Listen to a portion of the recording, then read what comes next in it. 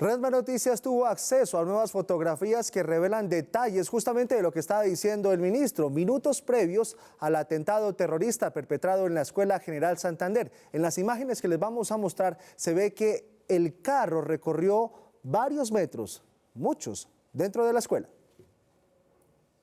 El vehículo, tal cual como lo informaron las autoridades, ingresó por la autopista sur por la entrada de carga. En las imágenes reveladas a continuación se mostrará el recorrido que hizo el terrorista antes de que se activara el carro bomba. La camioneta Nissan recorrió más de 100 metros luego de irrumpir por la fuerza en las instalaciones, pasando incluso a solo metros de por lo menos un centenar de cadetes y uniformados de la policía que estaban en formación, lo que habría significado una tragedia mayor de haber explotado en ese punto el carro bomba. En su accionar delictivo, alias Kikomocho, como fue identificado el terrorista, ya reportado como un vehículo ilegal dentro de la escuela, avanza girando en la parada de banderas, dirigiéndose a la Garita Norte. Allí ya lo esperaba un oficial de la policía que lo interrogó y trató de aprender, generando la huida en reversa del terrorista, que avanzó hasta llegar casi de nuevo al punto por el que ingresó, justo antes de que el vehículo explotara.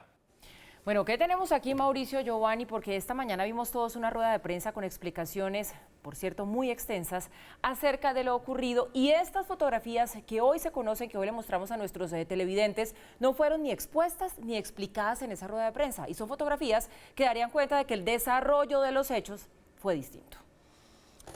Pues, Paula y Giovanni, lo primero que hay que reconocer es que estas... tanto las fotografías como los diagramas, como la identificación de este personaje, como la placa del carro, etcétera, etcétera. Toda esta investigación llevó a un punto exitoso el proceso de las autoridades. De otra manera, no se habría identificado que era el ELN el que había estado detrás de esta operación. Punto número uno, y sobre eso yo no quiero entrar en cuestionamientos. Pero sí me parece que la rueda de prensa de esta mañana fue flojita. Fue flojita en varios sentidos. Quienes hayan seguido nuestra emisión hasta la medianoche del día de ayer se habrán dado cuenta que la gran expectativa que había abierto el presidente Duque a las 9:30 de la noche de ayer sobre la rueda de prensa de hoy, pues no quedó muy satisfecha, que digamos, porque en esa expectativa uno esperaba que hubiera información novedosa, reveladora. El ministro de la Defensa no dijo nada muy novedoso. Después dijo, ahora será el señor, se equivocó en algunas de las cosas que dijo el ministro de la Defensa, pero bueno, cualquiera se equivoca.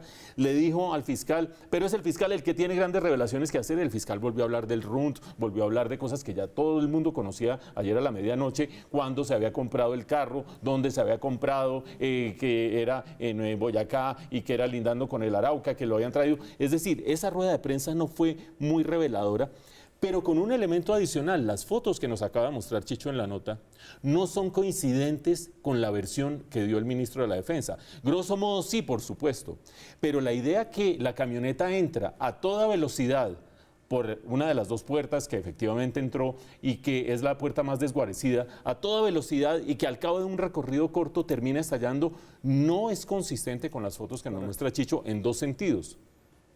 La foto clave es aquella que ustedes vieron, en la que hay una formación de cadetes de la policía a un lado, otra formación a otro lado y la camioneta en la mitad. Si esa camioneta fuera a toda velocidad y estuviera siendo perseguida a partir de unos anuncios de quienes la trataron de interceptar en la puerta, claro, rompen filas. Ahí tenemos la foto. La perfecta formación de los cadetes a lado y lado y en la mitad de la camioneta quiere decir que no había advertencia alguna sobre esa camioneta en ese punto, que no había alarma alguna sobre esa camioneta en ese punto. Es decir, había una inmensa vulnerabilidad en la escuela de cadetes, la camioneta aprovechó esa vulnerabilidad y quienes planearon esto lo sabían. Y eso no queda muy claro en la versión del ministro que dice, se metió a las carreras cuando quitaron las motos y ahí al ratico fue que terminó estallando.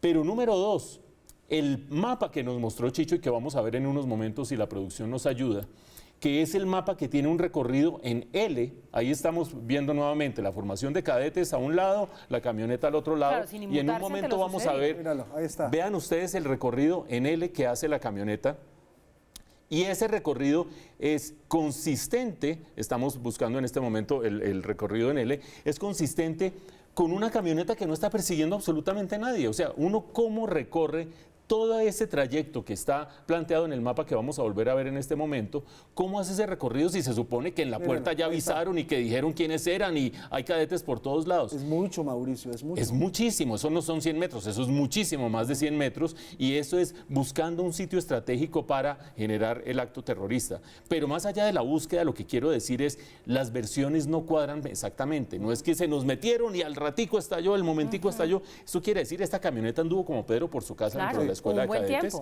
y pasó inadvertida para quienes estaban allí. La gran pregunta es, ¿por qué la versión es distinta? ¿Por qué, digamos que tiene matices? ¿Por qué no nos cuentan esta versión que dan estas fotografías, que son fotografías que hacen parte de la investigación igualmente? ¿Por qué están tratando como de ocultar la vulnerabilidad evidente que había en la escuela de cadetes? O falla de seguridad. O falla de seguridad, claro. Pero además otra vulnerabilidad que no tiene que ver con seguridad, sino con inteligencia.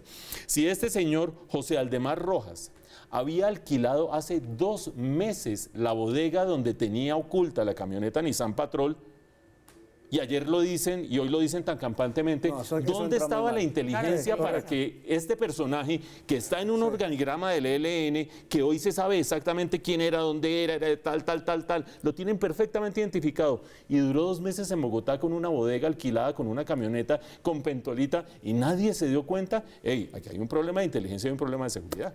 Sí. Graves interrogantes los que se están planteando con estas fotografías y con esa información. Mire, es cierto y aquí hay una cosa que hay que dejar clara y es que los malos de esta historia y los culpables de todo este dolor son los terroristas, eso está claro, de eso no hay duda. Pero la reflexión es ese llamado a la vulnerabilidad de la inteligencia de nuestras instituciones, a repensarla, a revisarla y a actuar sobre eso.